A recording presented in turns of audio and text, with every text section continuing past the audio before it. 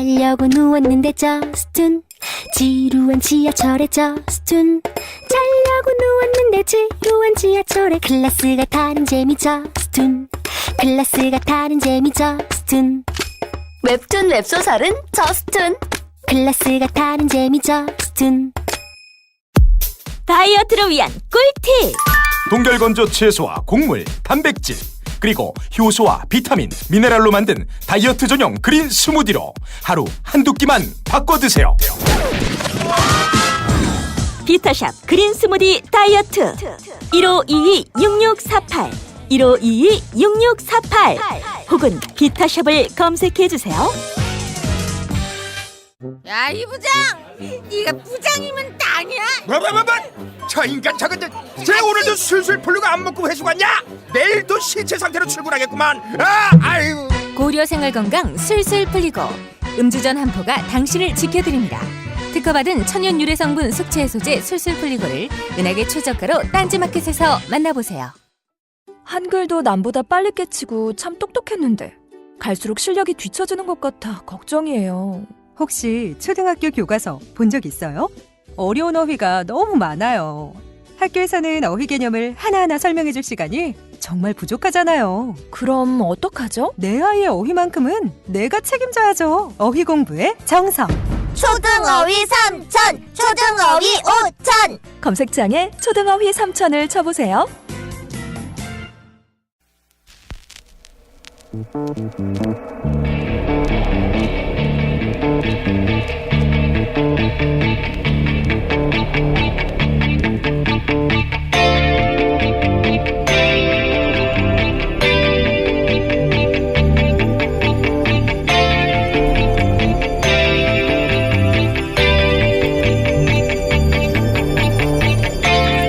안녕하세요, 김호준입니다. 어제 김종전 문체부 차관은 우병우 전 민정수석의 공판에 증인으로 나와 문체 비서관이 아니라 민정수석실에서 체육 분야, 그러니까 K스포츠재단 관련 지시를 받아 당황스러웠다는 증언을 했습니다. 특히 작년 4월 평창 동계올림픽 개폐식장 설치공사 관련해 스위스 누슬리사가 탈락하자 그 경위를 확인하라는 지시를 받았다고 합니다. 이에 김종전 차관은 동계올림픽 조직위로부터 자료를 받아 민정수석실에 보고했다고 하는데 누슬리사는 최순실 씨가 실소유했던 WK와 독점 계약을 맺었던 회사죠.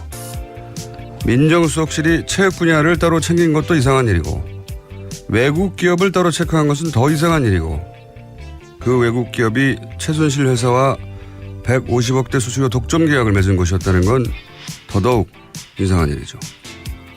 최순실과 관련 없이 이 모든 게 우연히 벌어질 수 있는가? 이런 상황에서 우병우 전 민정수석이 최순실을 모른다는 게 어떻게 가능한가? 우병우 전 수석이 나는 모른다는 말로 결국 다 빠져나간다면 그건 사정당국이 있으나마나한 바보 천치거나 아니면 일부러 봐준 거거나 둘 중 하나죠. 김원준 생각이었습니다.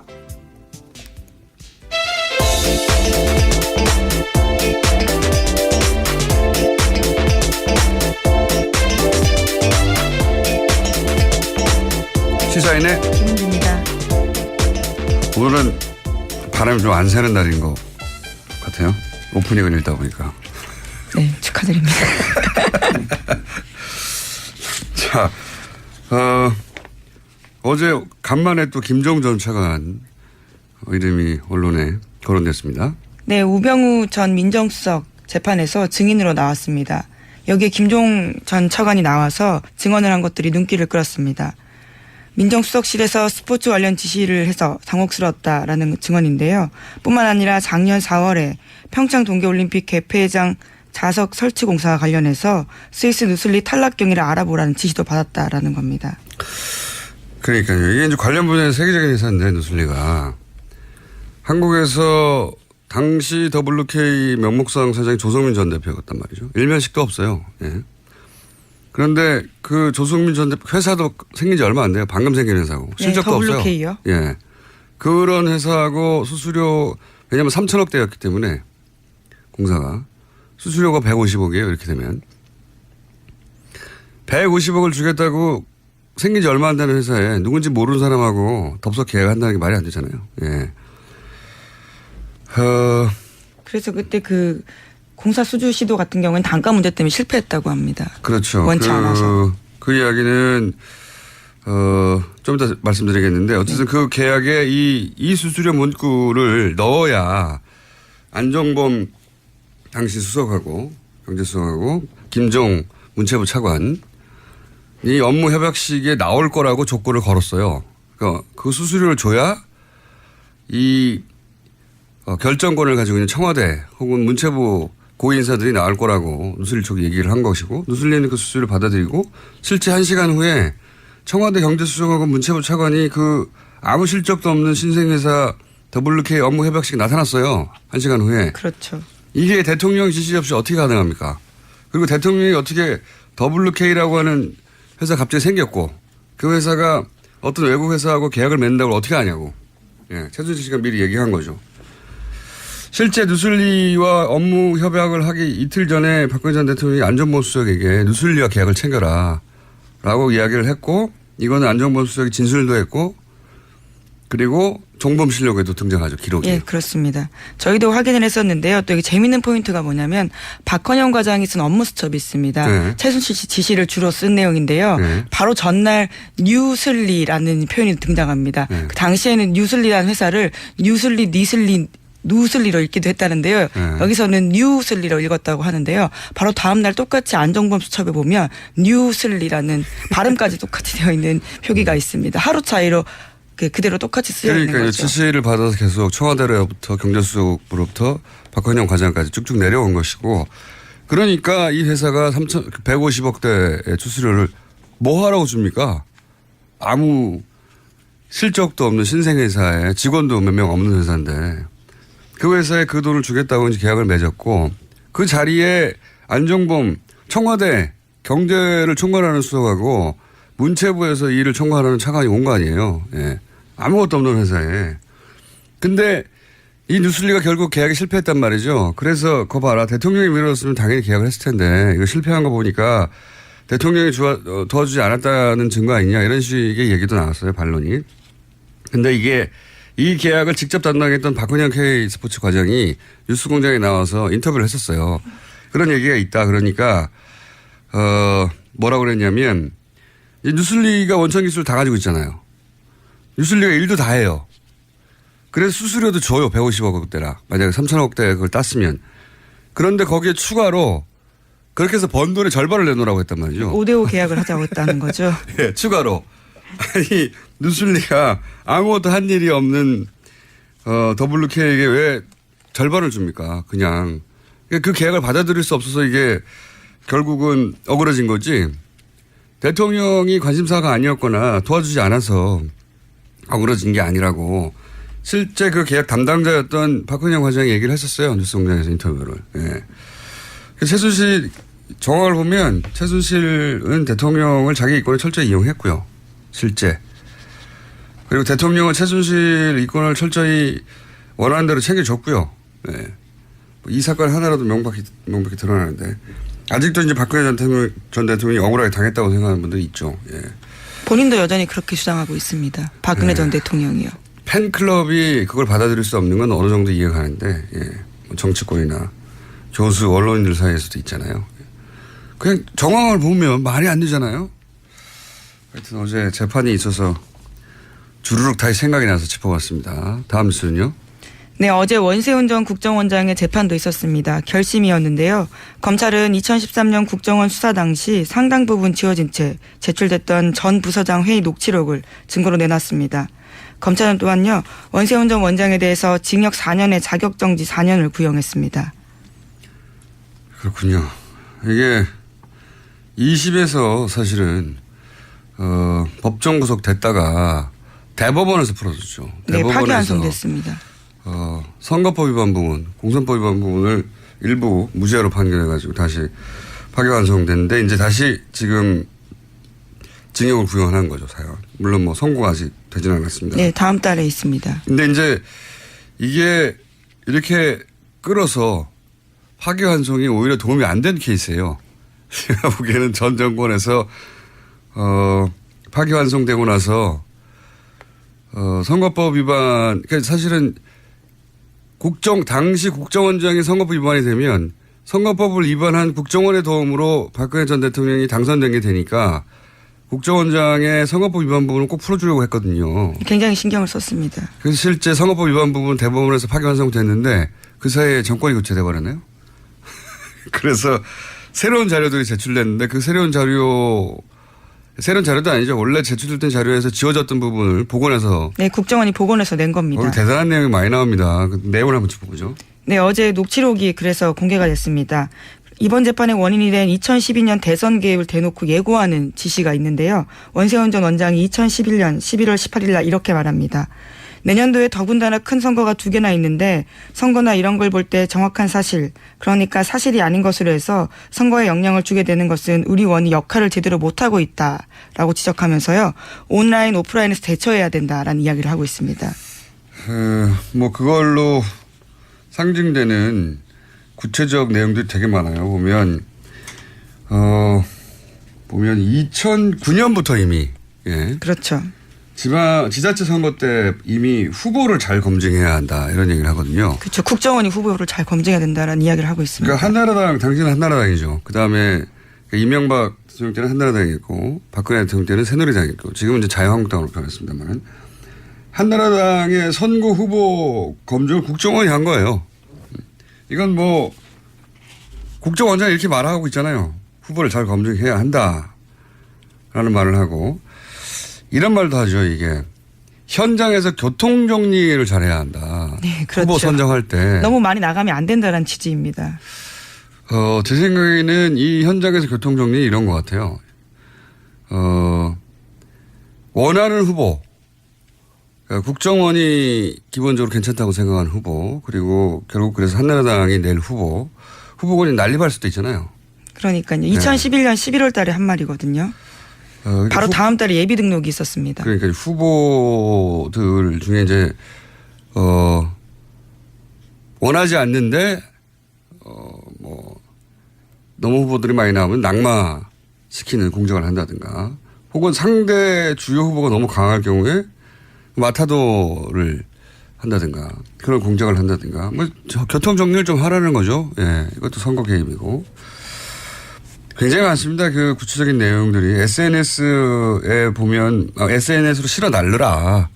표현도 아주 구체적입니다. 실어 날라라. 댓글 공작하라는 얘기죠. 그렇죠. 심리전이 중요하다. 우리 국민에 대한 심리전이 중요하다라는 말도 있고요. 이거 원래 심리전 되는 게 대북 심리전 하라는 건데 국민을 적으로 다루는 거죠. 예. 대남 심리전 혹은 뭐 국민 심리전. 전쟁 때 적을 상대로 하는 심리전을 자국민을 상대로 한 거예요. 우선 선거에 개입하지 않았다고 말할 수 없는 거죠. 완전히. 후보를 잘 검증해야 한다는데요. 국정원이 왜 후보를 검증합니까? 그리고 국정원이 왜 현장에서 교통정리를 해요? 당시 철저한 한나라당의 신분센터 역할을 한 거고요. 정치 신분센터 역할을. 이거 외에도 내용이 굉장히 많아요. 보도된 걸 보니까. 네, 언론 보도에 대해서도 선제적으로 대응해야 된다. 여론 형성 개입하라라는 이야기도 하는데요. 2009년 12월 회의에서는 기사가 난 다음 보도를 차단시키겠다는 건 무슨 소리냐 하면서 기사 나가는 걸 미리 알고 못 나가게 하든지 아니면 기사 잘못 쓴 보도 매체 없애버리든 공작하는 게 여러분이 할 일이다. 이렇게 강조하고 있습니다. 공작이라는 단어는 저희가 한 게 아닙니다. 원세훈 전 원장의 직접적인 말입니다. 보도 매체를 없애버리는 공작을 하는 게 국정원이 할 일이라고. 훌륭하지 않습니까? 근데 이게 이제 이런 거거든요. 국정원을, 취재원으로 하는 기사도 있어요. 국정원을 상대로 취재해서 기사를 내는 경우도 있는데, 그게 아니고 국정원이 원하는 기사를 밀어내라는 거잖아요. 언론사에. 그렇죠. 못 나가게 해야 된다라는 거. 혹은 원하지 않는 걸 못 나가게 한다든가. 왜냐면은, 그런 얘기도 나오거든요. 국정원이 원하는 기사를 미리 준비했다가 내보내라. 이런 얘기도 나오거든요. 이렇다는 얘기는 이제 언론사 담당이 있다는 얘기고. 그리고 국정원이 원하는 뉴스를 사건이 터지기 전에 밀어낸다. 뭐 이런 의미도 있지만 또 한 가지 제가 주목하는 건 뭐냐면, 본인들이 국정원이 원하지 않는 정보, 여기 정권이 원하지 않는 거죠. 이렇게 되면. 정권이 원하지 않는 뉴스가 나갈 때 그 뉴스가 꼭 보수 매체로부터만 나오라는 법은 없잖아요. 진보 매체로부터도 나와요. 그런데 이제 이때까지 이 사례들을 보면 진보 매체도 국정원의 의도가 들어간 일종의 잘못된 정보거나 역정보거나 그런 거를 받아서 그것이 특종인 줄 알고 보도하는 진보 매체의 실수나 오류도 있어요. 여기서 구체적으로 거론하기는 그런데 여하간 자기들이 원하지 않는 정보는 나가지 않게 하고 원하는 정보를 밀어내고 또 때로는 역정보나 잘못된 정보를 정보 교란의 목적이죠. 심지어 매체를 없애버리라는 공작을 하라라는 지시도 하고 있습니다. 그렇게 해서 없어진 매체가 있는지 모르겠는데 역정보도 있고 뭐가 정보가 맞는지 정보를 교란하는지 정보 교란의 목적으로 뉴스를 진보 매체 주는 경우도 있고 매체를 또 이렇게 상대했고 그리고 또 이제 오프라인에서는 보수단체를 지원하라 이런 얘기가 많이 나오죠. 네, 2009년 6월 19일 녹취록 보면 보수단체에 대한 운영비 지원 문제 다시 재검토하세요 라면서 자유총연맹이라든가 이런 데는 구청 같은 데도 다 사무실 제공해주고 예전에 그랬다라는 이야기도 하고 있습니다. 그리고 이제 뭐 노조를 없애버려라. 예. 그리고 뭐 전교조, 공무원 노조, 민노총 다 언급하고 있습니다. 예. 노조를 사실은 말살하라는 전략이죠. 이게 근데 이명박 정부 때 그랬다는 겁니다. 그러면 그 다음에 사실은 훨씬 더 우리는 심한 사건들을 많이 봤는데 국정원이 박근혜 정부 때는 이런 짓을 안 하고 바뀌었을까요? 이명박 정부 때 그랬다는 겁니다. 이게 다. 네, 속칭 건전단체라고 부르면서 자신들이 지원을 좀 해야 된다라는 이야기가 계속해서 나옵니다. 국정원 문건의 일부만 나왔을 뿐인데 우리가 그럴지도 모른다고 우려했거나 상상하던 게 국정원장의 입으로 다 나오는 거죠 지금. 보수단체를 지원하고 마음에 안 드는 언론은 때려잡고 원하는 뉴스를 밀어내고 그리고 새누리당 지금 자유한국당이죠. 자유한국당 후보들은 교통정리를 해서 국정원이 원하는 후보를 내고 그런 얘기들이 국정원장 입에서 나왔고 그 녹취록이 이제야 공개가 됐습니다. 근데 또 한편 짚고 싶은 부분은 뭐냐면 2심까지는 선거법 위반이 지난 정권 하에서도 선거법 위반이라고 했어요. 근데 대법원에 가서 결국은 공선법은 일부 파기환송이 됐단 말이죠. 예, 물론 1심에서도 집행유예가 나오긴 했었습니다. 대법원에 뒤집은 거죠, 사실은. 근데 저는 이걸 보면서 예를 들어서 입법부가 잘못할 때는 4년마다 선거를 하잖아요. 그리고 생각과 다른 정당이 견제도 하지 않습니까? 행정부도 대선이 있고 행정부 수반을 새로 뽑고 사법부는 어떻게 하냐 이거죠. 사법부는 우리가 이제 한 사람 한 사람의 판사를 믿는 건데 사법부 내부가 망가져 버리면 뭘로 견제를 하냐 도대체. 사법부 자정은 뭘로 이루어지며 견제는 어떻게 받는가. 사법부가 사실상 견제받지 않거든요. 표면적으로는. 근데 실제로는 사법부가 그러면 정말 완전히 독립적인가 의심할 수밖에 없는 판결들인데 사법개혁을 어떻게 해야 될지도 이번 기회에 이 사건을 보면서 명백한 선거 개입을 선거 개입이 아니라고 해버렸으니까요. 자, 원세훈 전 국정원장의 재판은 그래서 중요합니다. 잘못을 했으면 잘못했을 경우에 철저하게 처벌을 받으면 다시 안 그러거든요. 철저히 처벌을 받지 못하니까 계속 반복하는 거예요. 그게 처벌의 효과죠. 그리고 4년도 너무 적어요. 이렇게 했는데 어떻게 4년입니까? 구형이 4년. 그것도 선고도 아니고. 자, 큰 사건이라 좀 길게 다뤘습니다. 게다가 저희가 잠시 후에 국정원 댓글 사건을 처음으로 세상에 공개한 김상옥 씨를 저희가 스튜디오에 직접 모셨거든요. 예. 그래서 더 길게 얘기를 다뤄봤습니다. 자, 다음 뉴스는요? 네, 사법부 이야기하시니까 이어서 사법부 관련된 뉴스 좀 더 전해드리겠습니다. 어제 전국법관 대표회의가 열렸습니다. 이 자리에서 양승태 대법원장의 판사 블랙리스트 의혹 추가 조사 거부에 대해서 공식적으로 판사들이 유감을 표명했습니다. 또 조사 권한을 위임해달라고 재차 촉구했습니다. 그때 차승환 군산지법의 판사가 저희 뉴스공장에 현역 판사로는 처음 나오셔가지고 아고라 청원을 말씀하셨죠. 10만 명 서명이 드디어 돌파했습니다. 오로지 뉴스공장 덕분이다.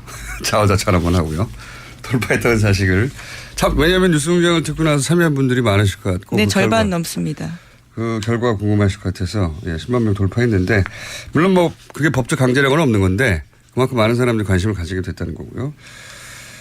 자, 한두 가지 정도 더 제목. 네, 박근혜 정부 청와대가 대통령 기록관에 넘긴 자료 절반 가까이가 기록물로서 가치가 없다고 JTBC가 어제 보도했습니다. 이 뉴스 정말 웃겼어요. 네, 넘긴 자료의 절반 정도인 498만 건이 행정정보 데이터, 그러니까 직원들 식당 사용 내역이나 이런 것들이라는 겁니다. 네, 내용이 뭐냐면 청와대 직원 몇 명이 식사를 했고 누가 결제를 했고 메뉴가 뭐였고 그다음에 청소 도구가 뭐였고 이런 게 절반이라는 겁니다. 네, 대통령 주재 회의나 정책, 인사관리 관련된 내용은 한 건도 없다고 합니다. 그러니까 황교안 당시 대행이 사실은 이거 법을 어긴 거 아니냐라고 이야기가 나오는 상황에서 다급하게 중요한 내용들이라고 직전에 이관을 했잖아요. 무슨 대통령 권한 대행을 한 게 아니에요. 이게 무슨 시급하게 넘겨야 될 정보가 아니잖아요. 그러니까 혹시라도 이 국정농단의 증거 자료가 조금이라도 될까 봐 그냥 다 때려던 거죠. 그냥 다 때려. 양은 가장 많다고 하지만요. 쓸모있는 정보는 역대 그러니까 가장 적다라는 뭘 보도입니다. 정말로 이관해야 될 정보라서 이관한 게 아니라는 거죠. 그냥 황교안 대행이 대통령 권한 대행을 한 게 아니라는 거죠. 예. 그거 다 떠넘겨. 그러니까 다 떠넘겨버린 거죠. 못 보게. 근데 그 못 보게 하는 내용들이 보면 대부분 이런 거라는 겁니다. 몇 명이 식사를 했고. 이게 어떻게 국가가 보관해야 될 내용입니까? 그날 메뉴가 뭐였고, 결제한 사람이 이름이 누구고, 청소 도구는 이런 게 있었다. 그런 거예요, 다. 내용이. 참네. 말도 안 되는 정보였어요, 지난 정부가. 마지막 순간까지도. 이런 대통령 기록물 내용이 이런 거였다는 건 몰랐네요, 정말. 황당하고요. 제목 정도 읽고 끝내야 될 것 같습니다. 네, 어제 오후에 세월호 화물칸에서 사람뼈로 보이는 유해가 발견됐습니다. 40일 만에 다시 발견된 겁니다. 드문드문 이 소식은 계속 전해지는데 이게 이제 예정이 언제까지죠? 예정은 지금 계속 하고 있는 상황이긴 한데요. 현재는 사실 화물칸 하고 있습니다. 그렇군요. 아직 예정도 발표되어 있지 않은 상황인데 지금까지의 진척사항 중간 정리가 한번 필요하긴 하겠네요. 네, 미수습자가 아직 5명 남아 있습니다. 예. 이 사안은 저희가 몇 번 말씀드렸지만 중간 정리를 한번 하겠습니다. 네. 오늘 여기까지 할게요. 시사인의 김은지였습니다. 감사합니다. 모닝똥? 제겐 사치였죠. 내가 토끼인지 토끼똥이 나인지 내가 변을 본 것인지 변을 당한 것인지 나는 바나나이고 싶다. 간혹 구렁이이고도 싶다. 미궁 대장사랑 빅똥의 추억 미궁 대장사랑이 찾아드립니다. 혈중 콜레스테롤 개선과 배변 활동에 도움을 주는 건강기능식품입니다. 검색창에 미궁 대장사랑. 미궁 장사랑 이름 바꿨어요. 프로바이오틱스 12종 추가. 미궁 대장사랑. 골반 잡자 바로 잡자 바디로직 허리 통증 바로 잡자 바디로직 2017년 쿨 썸머 바디로직 라이트 출시. 통기성이 좋아 땀 걱정 없이 한여름에도 쾌적하게. 입은 듯 안 입은 듯 가벼움의 신축성은 그대로. 자세가 좋아지는 골반 교정 타이즈 바디로직. 검색창에 골반 교정 바디로직 라이트. 아무도 묻지도 따지지도 않고 가입하셨다고요? 보험은 너무 어려워요. 걱정 마십시오. 마이보험 체크가 도와드립니다. 1800-7917 마이보험 체크로 지금 전화 주세요. 1800-7917. 이미 가입한 보험이나 신규 보험도 가장 좋은 조건을 체크해서 찾아드립니다. 인터넷 한글 주소 마이보험.com 또는 카카오톡에서 아이디 검색 마이보험을 친구 추가하여 상담하실 수 있습니다.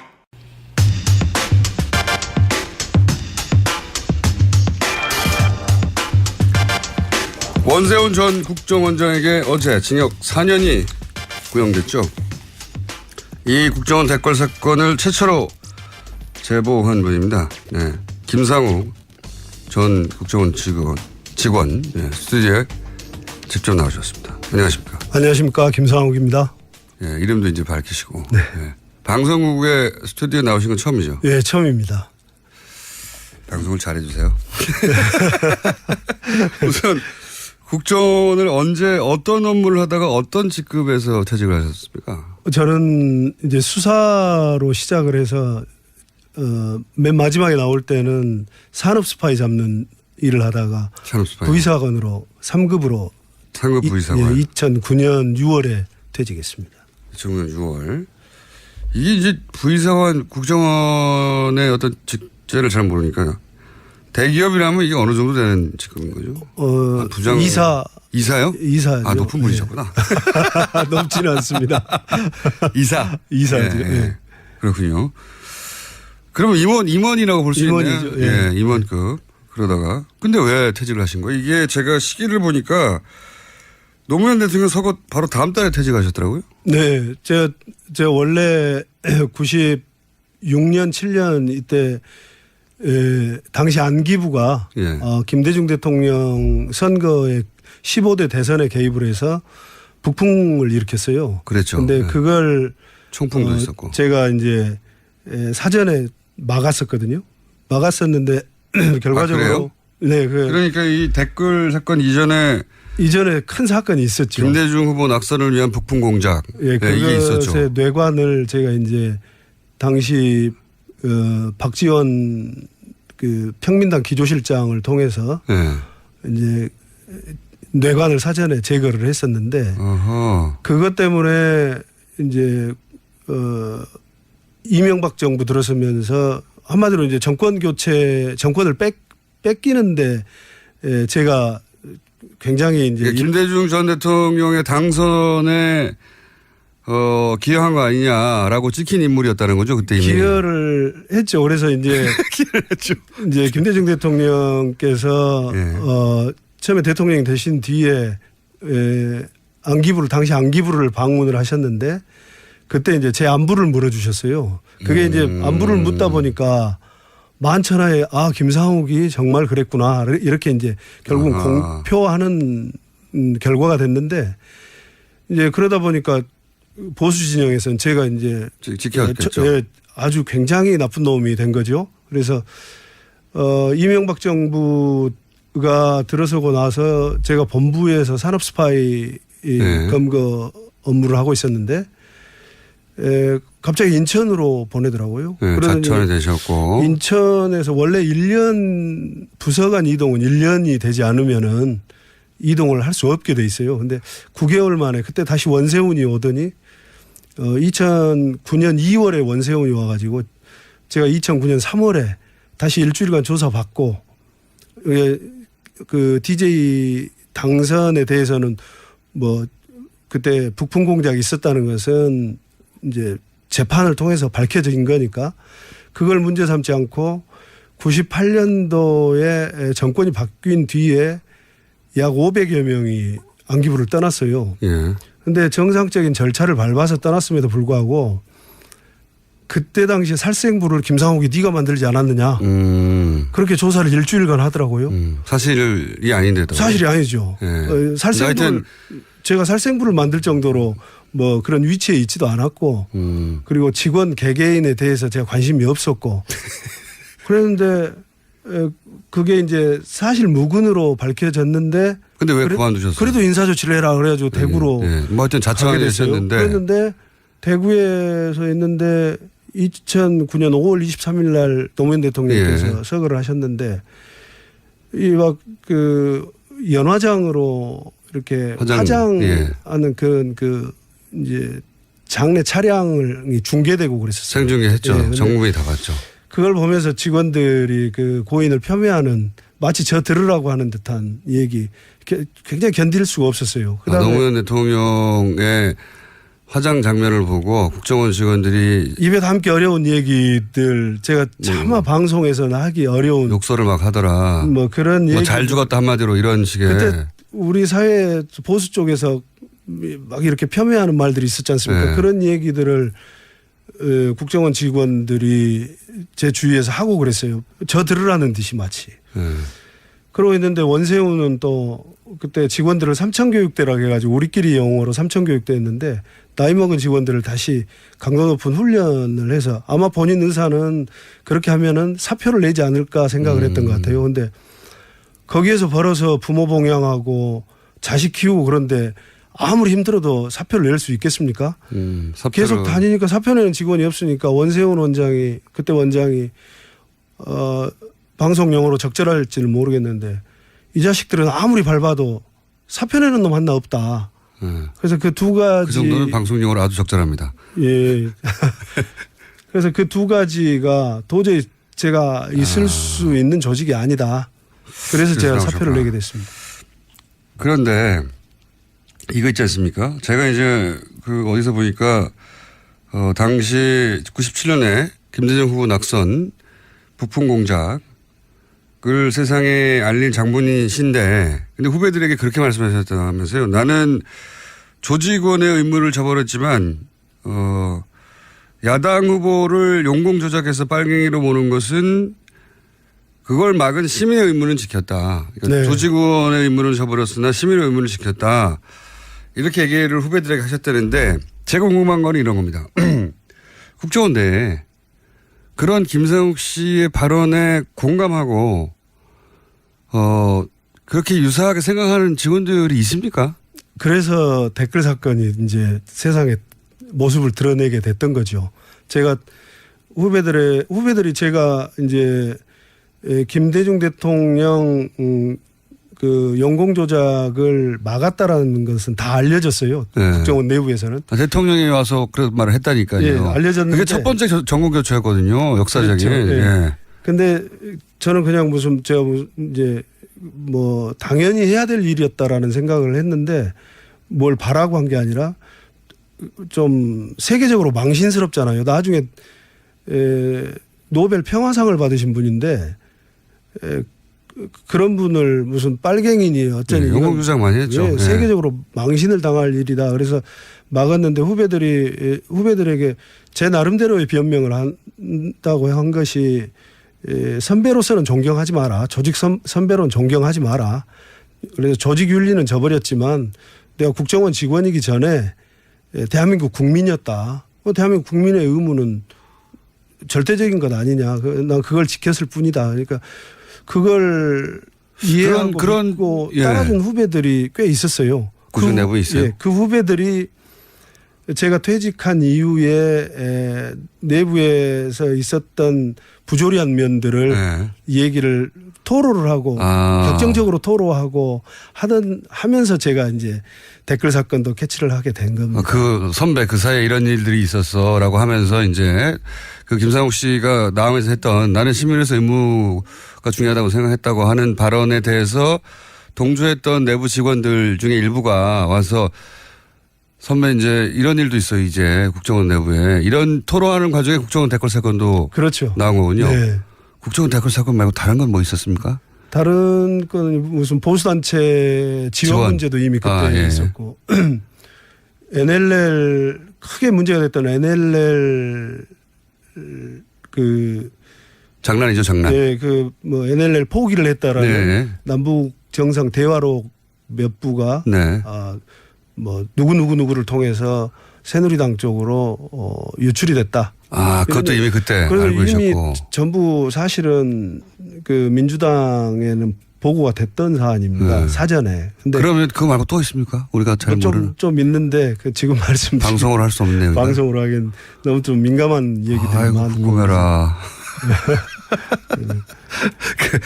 하여튼 그런 내용들 중에 이 그 국정원 댓글이 있었군요. 내부적으로. 네. 그 이후로는 이제 전개 상황을 압니다. 그러니까 뭐 간단하게 얘기해서 이제 대북 심리전하는 부서가 북한이 아니라 국민들 상대로 심리전 한 거잖아요, 이게. 그렇죠. 예. 네. 국민이 마치 적인 양 하고, 네. 네. 국민들 상대로 심리전을 한 건데, 당시에 제가 굉장히 안타깝다는 것은, 분명히 댓글 작업이 광범하게 이루어지고 있다는 것들은 사람들이 눈치를 알고 있었거든요. 예. 저도 당시 이제 나는꼼수다라는 방송을 하면서 4대 보험 되는 곳에서 하는 것 같다. 왜냐하면 댓글이 달리는 게 그 출퇴근 시간이 너무 일정하다. 뭐 이런 얘기도 했었고. 그런데 안타까웠던 게 뭐냐면 그 당시 역삼동 오피스텔 앞 대치 상황 있지 않습니까? 네. 그때 김모 직원이 자기 국정원 직원 아니라고 하니까 아닌가 보다 문을 닫아줬어요. 네. 그러면서 그때부터 그 문을 사이에 둔 대치 국면이 벌어졌잖아요. 그 직원은 당연히 회사라고 하죠. 국정원 직원들은. 네. 예. 회사에 전화해가지고 이런 일이 있다고. 그다음부터는 이제 지시를 받아서 행동했을 것이고 조직적으로. 정말 안타까웠던 것은 아니 저걸 왜 그냥 내버려뒀나. 들어가는 걸. 저 문을 당장 부셔서라도 그 노트북이랑 그 휴대폰을 빨리 접수해야 되는데 저걸 왜 못하고 있지. 정말 안타까웠거든요. 제가 보면서. 네. 그때 그 현장을 보셨을 거 아닙니까? 그런 생각 안 하셨어요? 원래는 제가 며칠간 해서 이제 장소도 현장도 확보를 했고 대상도 특정을 했고 그랬는데 제가 왜 직접 안 가셨어요 그때? 절름발이로 위장을 하고 있었어요 제가.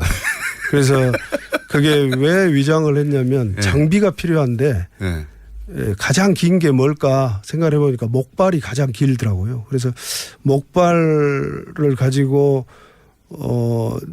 문을 장악을 해야 되겠다. 문에 먼저 걸어야 되겠다. 문 열리기만 하면 내가 걸어야 되겠다라고 생각을 하고 그 다음에는 이제 뭐 노트북이고 휴대폰이고 증거물을 찾을 수 있겠다 했는데 그 증거물을 잡아야 되지 않습니까? 무엇보다도. 근데 이제 막상 당에서 민주당에서 그때 당시? 이제 전부 다 몰려오고 있는 상황인데 제가 카메라가 이제 오는 거예요. 근데 제가 카메라에 익숙질 않은 상태에서 첫 번째 이걸 전직 선배가 아무리 불법 현장이지만 후배를 이렇게 제압을 하고 이런 모습들이 역사적으로 굉장히 길이 남을 텐데 안 좋은 모습이 될 것 같은 생각이 들었어요. 그래서 굳이 무슨 뭐 현행범을 잡으면 머리카락이라도 잡으면은 경찰들 특진을 한다고 그래서 뭐 다 달라들고 한다는데 내가 공명심을 위해서 하는 것도 아니고 내가 이래서 안 되겠다. 그래서 꼭 내가 해야 될 필요는 없다. 이거. 예, 그래서 그때 민주당원들을 한 2시간 정도 교육을 시켜서 이렇게 하라고. 틀림없이 국정원 직원 아니라고 할 거다. 그건 100% 아닙니까? 예, 그래서 그런데 만약에 이제 폭행 사건이 있으면 단순 폭행 정도로 입건은 될 수 있다. 하지만 지금 이제 정권을 놔두고 싸우는 건데 반드시 확보해라. 반드시 다른 거 필요 없다. 들어가면 노트북과 랩탑이 있을 건데 랩탑은 필요 없고 핸드폰과 노트북을 반드시 확보를 해라. PC는 필요 없고 노트북과. 뭐 그것만 잡으면 이제 전부 다 확보할 수 있다. 이렇게 얘기를 했는데. 저도 너무 당연한 것 같은데. 또 그리고 제가 밖에 서 있는데 들어갔던 분이 나왔어요. 그러면서 저를 보고 국정원 직원 아니라는데요. 그래서 어떻게 됐습니까? 그랬더니 들어갔어요. 이런 거. 그걸로 역사가 바뀐 겁니다. 그래서 제가 현장을 떠났죠. 현장을 그러면서 제가 현장을 떠났습니다. 그게 그렇게 된 거군요. 아니 저는 저 장소를 특정할 정도의 정보면 대단히 고급 정보 선수가 했을 텐데 어떻게 저 앞에서 아니라고 하고 그냥 문 닫고 나왔지? 이거 말이 안 되는 것 같은데? 그리고 왜 대치하고 있지? 바로 문 닫았으면 따고라도 들어가가지고 아니 그래봐야 결국 주거침입죄고 그렇게 해서 확보할 수 있는 거는 지금 정권이 왔다 갔다 하는 그 증거물이지 않습니까? 그걸 어떻게 저렇게 바보같이 처리하고 있지 생각했었거든요. 근데 안 해본 사람들이 하다 보니까 너무 황당했어요. 그리고 그냥 왔다는 게 너무 황당했고 그것도 이제 처음부터 했으면 그렇지만 전부 교육을 제가 시켜서 했는데 아마 이렇게 해라 이렇게 해라 지시하셨을 거 아니에요. 제가 교육을 잘못 시키지 않았나 싶은 자괴감이 듭니다. 왜냐하면 국정원 직원은 본인이 국정 지원을 인정 안 하잖아요, 원래. 다른 안 하죠. 상황에서도. 네, 평소에도 절대. 안 하죠. 평소에도 안 하고 무슨 국정원에 전화를 해도 국정원 아니라고 그러거든요. 그리고 그 사람이 직접 받지 않으면 그런 사람 없다고 하거든요, 네. 아예. 뻔히 자기 옆자리에 있는 사람인데도. 네.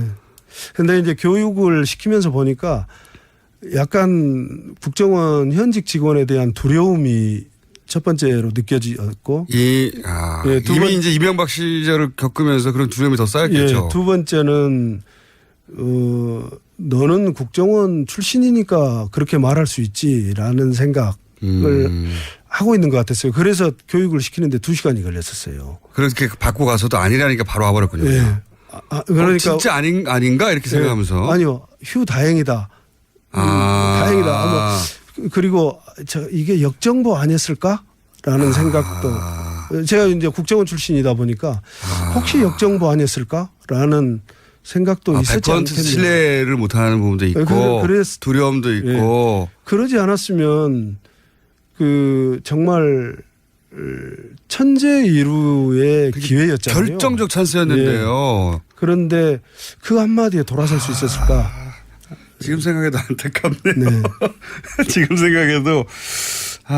그리고 나서 대선에서 박근혜 전 대통령이 선출되는 걸 보면서 내 인생은 이제 무지하게 꼬이겠구나 이런 생각 안 하셨어요? 당일날, 다음날? 그랬죠. 그날 밤에 이미 이제 당락이 결정되는 것을 보면서 큰일 났다. 큰일 났다. 이거 사고를 쳐도 크게 쳤는데 이걸 앞으로 5년 동안 어떻게 살아야 되나? 5년 뒤는 또 기약이 있나?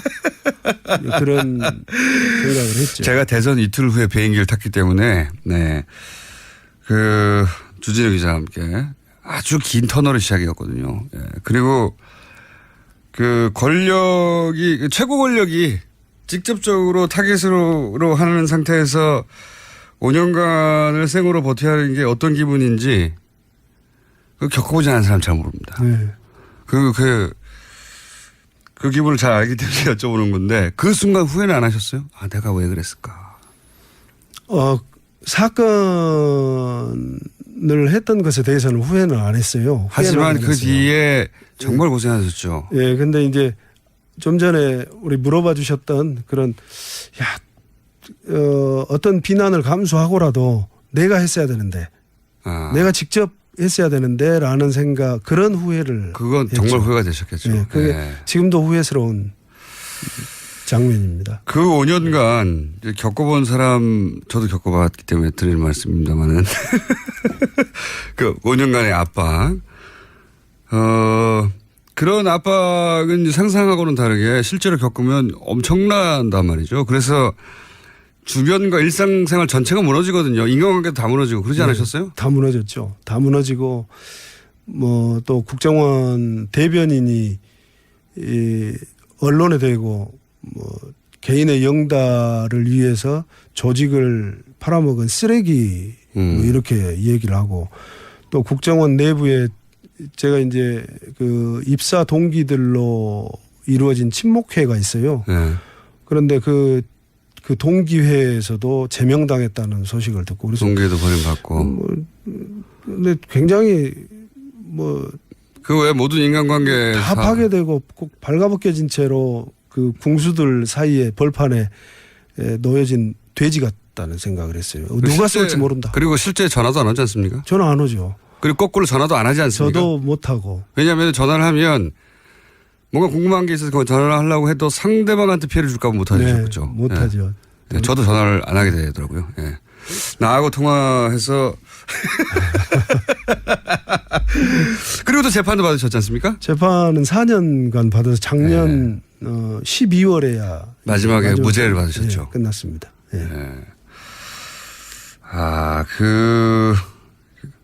그 과정 전체, 왜냐하면 그 5년 후도 보장이었기 때문에 이 정신적으로 버티는 거 굉장히 힘드시지 않으셨어요? 굉장히 힘들었죠. 굉장히. 집에서도 굉장히 우울증 겪었을 것 같은데. 일단 이제 아내는 갑자기 아침 식사도 하기 전에 압수수색이 들이닥쳤고 이미, 검찰에서. 저처럼 다음날 비행기를 탔어야 되는데. 그래 둘이서 이제 집사람은 어쩔 줄 몰라 했고 그 뒤로 이제 무슨 상당히 대인기피증도 생기고 좀 엉망이 됐습니다. 예, 다 망가지죠. 예. 네. 이 시간을 저희가 왜 일부 한 번만 잡았는지 모르겠네요. 앞으로 좀 더 나오셔야 될 것 같습니다. 오늘 첫 번째 시간으로 하고. 왜냐하면 할 얘기가 너무 많은데 다른 거 다 건너뛰고 이 얘기를 좀 여쭤보고 싶습니다. 왜냐하면 지금 대략 6분밖에 안 남았기 때문에 오늘 주제하고는 다른데 나오신 김에 꼭 여쭤보고 싶은 게 있어요. 답하시기 좀 곤란한 부분도 있을 텐데 단답형으로 간단하게 여쭤볼게요. 네. 최근에 이제 국정원 마취 사건이 그 사망한 임 과장 네. 부친이 언론에 등장해서 얼굴이 상처투성이었다. 왜냐하면 당시만 하더라도 아무런 외상이 없어서 자살로 결론이 나고 끝났는데 이제 그런 부친의 갑작스러운 증언이 있으면서 다시 부각됐어요. 근데 이제 전체적으로는 이미 국정원을 떠난 이후에 벌어진 일이기 때문에 정확한 정보가 없으시겠지만 국정원의 경험을 비춰서 간단하게 견해를 듣고 싶은 부분이 뭐냐면 일단 유서 있지 않습니까? 네. 저는 유서를 보자마자 이게 정말 죽음을 작정하고 쓴 거냐. 왜냐하면 거기 보면 딸에게 남긴 하트도 막 그려져 있고 유서인데 내가 이제 세상을 떠나는데 마지막으로 딸에게 남긴 유서에 하트가 막 그려져 있고 그다음에 뭐 감사합니다 뭐 이런 내용도 있고요. 마지막에 이 유서는 유서가 아닌 것 같은데 그런 생각 안 하셨어요?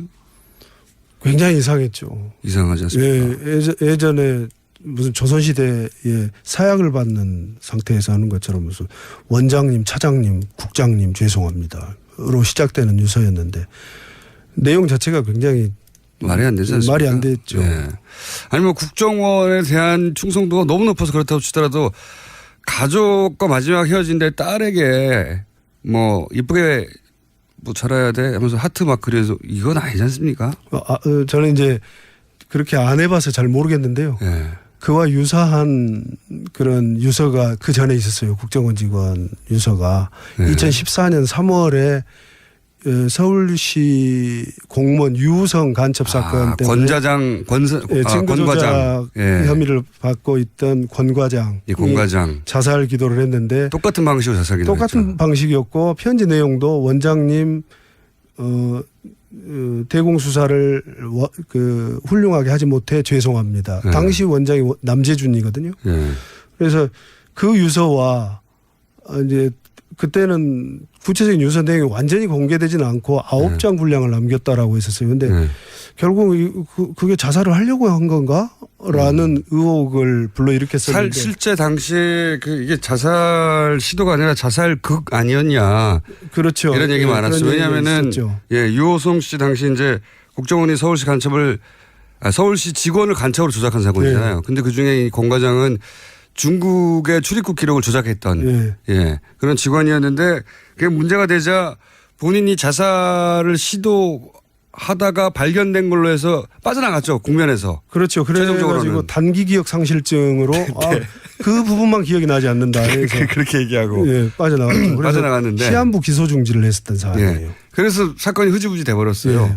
사람이 자살하다가 이렇게 됐는데 그러면서 기억 안 난다는데 가스 마시고 코웃음을 쳤지만 뭐 어떻게 합니까? 그렇죠. 그렇게 흐지부지 됐는데 그 사건의 복제판 비슷하다. 저는 자살한 임 과장에게는 참 고인에게는 죄송한 얘기지만 앞으로 그런 일이 다시 발생해서는 안 되겠다는 면에서 명백하게 규명돼야 된다. 이건 권 과장 사건을 벤치마킹한 거 아닌가라는 생각을 처음부터 했었거든요. 그러다가 중간에 무슨 사고 난 겁니까? 벤치마킹 하다가 그러니까 지금 한간에서 떠돌고 있는 타살은 조금 너무 음모론적이고 그리고 국정원 직원들 댓글 사건에서 보셨잖아요. 그렇게 치밀하지 못해요. 누가 책임지고 죽이고 그럴 수 없는 것이고 그래서 아마 권 과장 사건을 벤치마킹해서 자살극을 벌리고 그다음에 이렇게 된 국회나 검찰의 조사에서는 단기 기억 상실증으로 가려고 했던 것이 사고로 이어진 것이 아닌가. 그렇기 때문에 임 과장 고인이 된 임 과장의 부인은 그 부친과는 달리 그 종이도 그거고 자기 남편의 필체가 맞고 이런 얘기를 하거든요. 실제로 기도는 했다. 근데 그 기도가 무슨 일이 중간에 있었는지 모르겠지만 그쳐야 되는데 제 생각에 아마 창문을 조금 열고 닫고 하는 과정이 잘못되지 않았을까. 한 번도 안 해본 일이잖아요, 서로. 그래서 얼굴에 상처는요, 그럼? 얼굴의 상처는 이제 이렇게 부모의 심정으로 아마 그랬을 것이다. 예, 그걸 보니까 그랬을 것이다. 자, 오늘은 말이죠. 일부로 하죠, 일부. 다음 주에 한 번 더 오셔야 될 것 같습니다. 요 정도로 하고 한 번 더 오시죠. 휴가 가야 되는데요. 갔다 와서 다시 오시죠. 예. 다시 한번 오시기로 하겠습니다. 예. 김상우 씨였습니다. 감사합니다. 네, 감사합니다.